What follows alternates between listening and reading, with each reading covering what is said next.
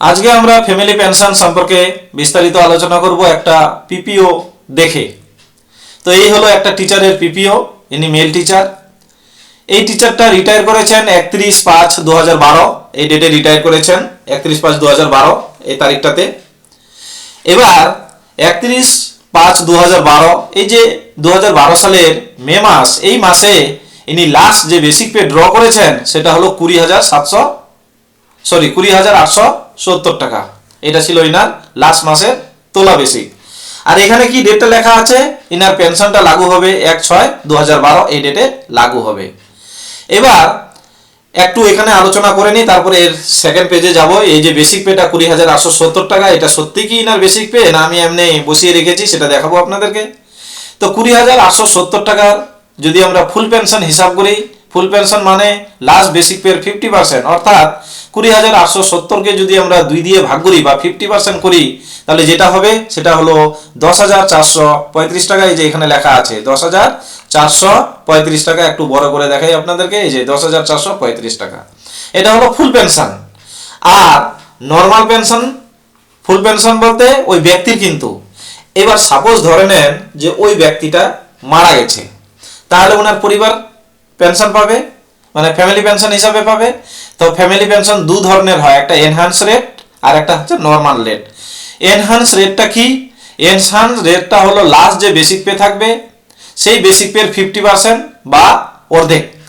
তাহলে 20,870 টাকা যদি আমরা 50% করি, বা এই 20,870 টাকাকে যদি আমরা 2 দিয়ে ভাগ করি, তাহলে যেটা পাবো সেটা হবে 10,435 টাকা।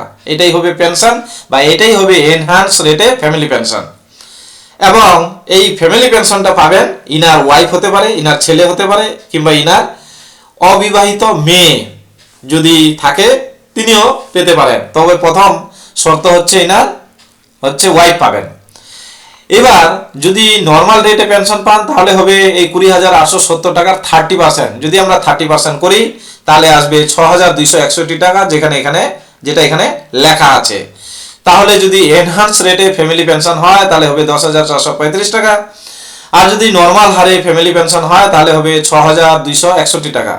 আবার আপনাদের মনে হতে পারে যে এর 50% করলে তো এটাই ইনার পেনশন। হ্যাঁ, ইনি যদি বেঁচে থাকেন তাহলে ইনি ফুল পেনশন পাবেন, যেহেতু ইনার চাকরিটা 20 বছর পার করেছেন, যে মিনিমাম 20 বছর চাকরি করলে ফুল পেনশন পাওয়া যায়। আমি নেক্সট পেজটায় আপনাদেরকে দেখাবো।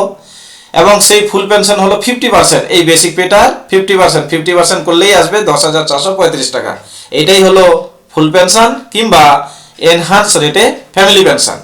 এবার আপনাদেরকে একটু নিচে দেখিয়ে নিই, এখানে এই যে এই পৃষ্ঠাটা। এবার এই যে পিপিওটা এর সেকেন্ড পৃষ্ঠায় যাব, সেখানেই বিস্তারিত আমরা দেখব।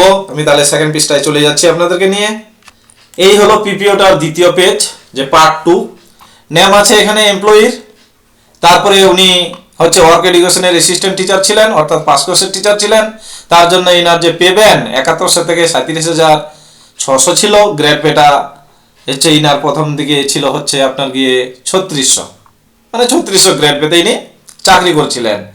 বাড়ি আছে, সবকিছু আছে, ডেট অফ বার্থ এখানে আছে, তারপর ডেট অফ অ্যাপয়েন্টমেন্ট আছে, এই যে ডেট অফ রিটায়ারমেন্ট আমি যেটা আপনাদেরকে একটু আগে বললাম যে 31/5/2012 এই ডেটে ইনি রিটায়ার করেছেন। ইনি যেহেতু বয়সটা 60 বছর পূর্ণ করেই রিটায়ার করেছেন, তার জন্য এখানে লেখা আছে সুপারএনিউশন, অর্থাৎ 60 বছর পূর্ণ করে কেউ যদি রিটায়ারমেন্ট নেয় তাহলে উনার রিটায়ারমেন্টটাকে বলা হয় সুপারএনিউশন রিটায়ারমেন্ট। এবং ইনার যে গ্রস কোয়ালিফাইং সার্ভিস, অর্থাৎ কত বছর চাকরি করেছেন সেটা হলো এখানে যেটা লেখা আছে যে 38 বছর 3 মাস 18 দিন, এতদিন ইনি চাকরি করেছেন। এইবার এখানে দেখেন লেখা আছে লাস্ট পেড রন 20,870 টাকা, এখানে লেখা আছে। এবার এই ব্যক্তিটা কিন্তু কমিউট করেছিলেন প্রথম দিকে। তো কমিউট করেছিলেন কতটা? 40%। 20,870 টাকার ফুল পেনশন হলো 10,435 টাকা। এবার 10,435 টাকা যদি আমরা 40% করি তাহলে আসবে 4,174 টাকা। তাহলে এই 10,435 টাকা থেকে কমিউটেড ভ্যালুটা যদি আমরা মাইনাস করে দিই তাহলে আসবে 6,261 টাকা। এইটাই কিন্তু নর্মাল রেটে পেনশন। তাহলে সেটাই এখানে পরিষ্কার লেখা আছে যে পেনশন হিসাবে কত পাবেন? 10,435 টাকা। ওই ব্যক্তিটা যদি বেঁচে থাকেন ফ্যামিলি পেনশন কত পাবে? হচ্ছে 6261 টাকা এখানে লেখা আছে, এবং এনহান্স রেটে ফ্যামিলি পেনশন কি হবে, এই 10,435 টাকাই হবে, সেটাই লেখা আছে। তো এনহান্স রেটে যে এখানে আবার লেখা আছে অ্যামাউন্ট অফ ফ্যামিলি পেনশন, কি এনহান্স রেট, এটা কিন্তু এনহান্স রেটে বলা আছে যে এনহান্স রেট কত, 10,435 টাকা।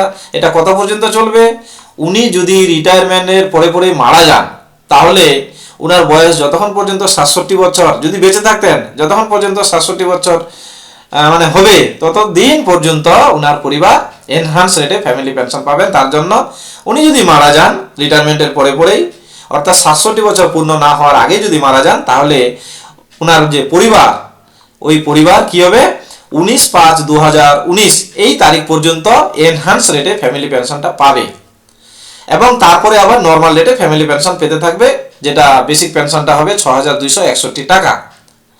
তো এবার আমি সাপোজ ধরে নিচ্ছি এই ব্যক্তিটা মারা গেছে, তাহলে এবার সত্যি সত্যি মারা গেছে, ইনার যে ওয়াইফ, এখানে ওয়াইফের নাম আছে, আমি হাইড করে রেখেছি, এখানে ওয়াইফ যে লেখা আছে রিলেশনটা, ওই এমপ্লয়ির সঙ্গে রিলেশন কি, ওই ওয়াইফ।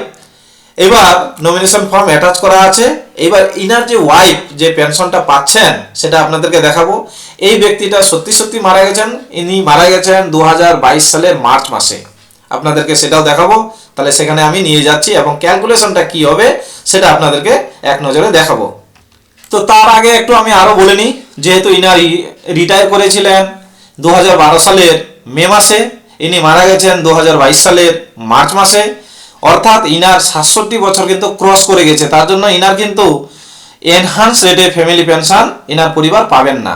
কি রেটে পাবেন, নর্মাল রেটে পাবেন। তাহলে নর্মাল রেটটা কত, একটু আগেই আমি বলেছিলাম যে নর্মাল রেটটা হলো 20,870 টাকা, নর্মাল রেট হলো 30%, 30% করলে আসবে কত, 6261 টাকা। তাহলে এটাই হবে ইনার হচ্ছে বেসিক ফ্যামিলি পেনশন নর্মাল রেটে।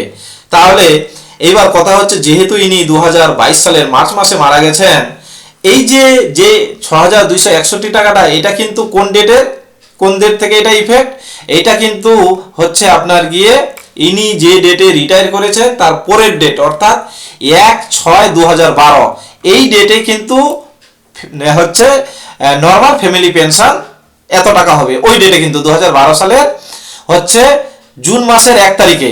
তাহলে জুন মাসের 1 তারিখে এই ব্যক্তিটার পরিবার হচ্ছে কি রেটে হচ্ছে ফ্যামিলি পেনশন নর্মাল হারে পাবে, 6261 টাকা। তাহলে এই 6261 টাকা, এই 6261 টাকা কোন ডেট থেকে, যে 1/6/2012।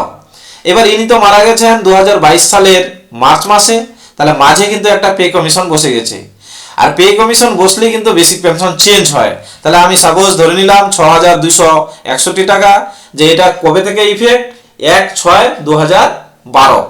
তাহলে এবার নিয়ে যাচ্ছি আপনাদেরকে, ইনার পরিবার কিভাবে পেনশনটা পাচ্ছেন হিসাবটা টোটালি দেখাবো আপনাদেরকে। তো ফ্যামিলি পেনশনের কিন্তু আলাদা করে কাগজ ইস্যু হয় না, এই যে পেজটা এর পিছনেই কিন্তু সিলসই করে কত টাকা ফ্যামিলি পেনশন হবে সেটা কিন্তু লিখে দেয়। তাহলে এর ব্যাক পৃষ্ঠাটাতেই আপনাদেরকে আমি নিয়ে যাচ্ছি। ওই পৃষ্ঠাটার এটা হলো ব্যাক পৃষ্ঠা। দেখেন আমি কি বললাম, যে এই এমপ্লয়ি মারা গেছেন, কবে মারা গেছেন, 2022 সালের মার্চ মাসে। তাহলে কি হবে, এপ্রিল মাস থেকে ফ্যামিলি পেনশনটা লাগু হবে, এই যে তার জন্যই লেখা আছে এপ্রিল 2022। তাহলে 1/6/2022 1/6/2012 ওই ডেটে কত ছিল, মানে নর্মাল ডেটে ফ্যামিলি পেনশন 6261 টাকা, কিন্তু মাঝখানে একটা রোপা লাগু হয়ে গেছে 2019-এর রোপা। তো 2019-এর যে ফিটমেন্ট ফ্যাক্টর যেটা ছিল সেটা ছিল 2.57। তো আমরা যদি 6261 টাকাকে 2.57 দিয়ে গুণ করি, তাহলে 16,100 টাকা রাউন্ড ফিগারে আসবে। এই হিসাবটাও আপনাদেরকে এক নজরে দেখাচ্ছি, টোটালটাই ডিটেলসে দেখাবো। এখানে জাস্ট একটু আপনাদেরকে 16,100 কি করে আসলো সেটা বললাম। তারপরে সেই হচ্ছে এপ্রিল 2022 সালের এপ্রিল মাসের ডিএ ছিল কিন্তু 3%।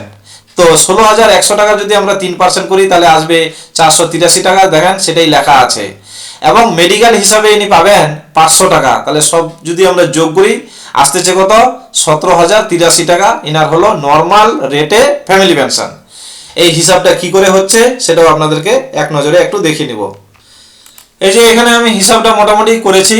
ফ্যামিলি বেসিক পেনশন ওই ব্যক্তিটার কত, ওনার যে পরিবার নর্মাল রেটে ফ্যামিলি পেনশন পাবেন কত, কোন ডেটে, 1/6/2012 এই ডেটে নর্মাল ফ্যামিলি পেনশনের যে বেসিক সেটা কত বলেছিলাম, 6261 টাকা, তাহলে সেটা লিখলাম। এবার family basic pension as on 1/4/2022, এই ডেটে ফ্যামিলি পেনশনটা কত হবে? বেসিক পেনশনটা আমরা কি করব, 6261 টাকাকে ফিটমেন্ট ফ্যাক্টরটা রোপা 2019-এর ফিটমেন্ট ফ্যাক্টর ছিল 2.57, সেটা গুণ করলাম। গুণ করলে আসবে 16,090 টাকা আর হচ্ছে 77 পয়সা। সে এইটাকে আমরা যদি রাউন্ড ফিগার করে নিই তাহলে আসবে 16,100 টাকা। আর এডিশনাল পেনশন ইনার নেই, যেহেতু ইনার যে ইনার ওয়াইফের বয়স 80 বছর ক্রস করেনি, তার জন্য এডিশনাল পেনশন কিছুই থাকবে না। আর ডিয়ারনেস রিলিফ, অর্থাৎ যে আমাদের যে এপ্রিল মাসের 2022 সালের এপ্রিল মাসের যে ডিএ, আমরা যারা এক্সিস্টিং এমপ্লয়ি আছি তারা আমরা ডিএ পাই বা ডিয়ারনেস অ্যালাউন্সেস পাই, কিন্তু পেনশনধারীরা বা ফ্যামিলি পেনশনধারীরা কিন্তু ডিআর পায়। ডিআর কি? Dearness relief. ডিএ এবং ডিয়ারনেস রিলিফের রেটটা সেম থাকে, একই থাকে। ওই সময় ডিএ ছিল 3%, তার জন্য ডিয়ারনেস রিলিফ হবে 3%। তাহলে আমরা যদি 16,100 টাকার যদি আমরা 3% করি তাহলে আসবে 483 টাকা। আর মেডিকেল অ্যালাউন্স 2000 রোপা 2019 অনুযায়ী মেডিকেল অ্যালাউন্স হলো 500 টাকা হচ্ছে। এগুলো যদি আমরা সবগুলোই যোগ করি 16,100, 483 টাকা আর 500 টাকা যদি যোগ করি তাহলে আসবে 17,083 টাকা। এটা কোন ডেট থেকে লাগু হচ্ছে? 1/4/2022। এরপরে যখন আবার পে কমিশন লাগু হবে তখন এই যে বেসিক পেনশনটা, যেটা বেসিক ফ্যামিলি পেনশন হলো 16,100 টাকা, ওই সময়ে যেটা হচ্ছে ফিটমেন্ট ফ্যাক্টর ঠিক হবে, সেই ফিটমেন্ট ফ্যাক্টর দিয়ে এটাকে আবার গুণ করতে হবে। তাহলে আপনাদেরকে আমি দেখালাম যে ফ্যামিলি বেসিক পেনশন কত হবে এবং উনি পেনশন হিসাবে কত পাবেন। ওনার সেটা ওয়াইফ হতে পারে, কিংবা ওনার ছেলে হতে পারে, কিংবা ওনার মেয়ে হতে পারে। ওয়াইফ যদি মারা যায় তাহলে ছেলে যদি 25 বছরের কম বয়স হয় তাহলে তিনি পাবেন। ছেলে যদি না থাকে, যদি মেয়ে থাকে, মেয়ের বয়স যদি 25 বছরের কম হয় তাহলে সে পাবে। যদি সারা জীবন অবিবাহিত অবস্থায় থেকে যায় তাহলে ও সারা লাইফ পেনশন, ফ্যামিলি পেনশন পেতে থাকবে, এই হারে পেতেই থাকবে উনি। তাহলে এই ছিল আমাদের ফ্যামিলি পেনশনের পিপিও দিয়ে পরিপূর্ণ হিসাব, সেটা আপনাদেরকে আমি দেখালাম। পিপিও থেকে দেখালাম টোটাল হিসাবটা। এই যে এখানে হচ্ছে এই এমপ্লয়ির ওয়াইফের হচ্ছে নামে এই লেখা হিসাবটা করে দিয়েছেন। তো ফ্যামিলি পেনশনের টোটালি হিসাব আমি আপনাদেরকে দেখালাম, নর্মাল রেটে কিভাবে লাগু হয়। এরপরে যদি আপনাদের কোথাও অসুবিধা হয় জানাবেন।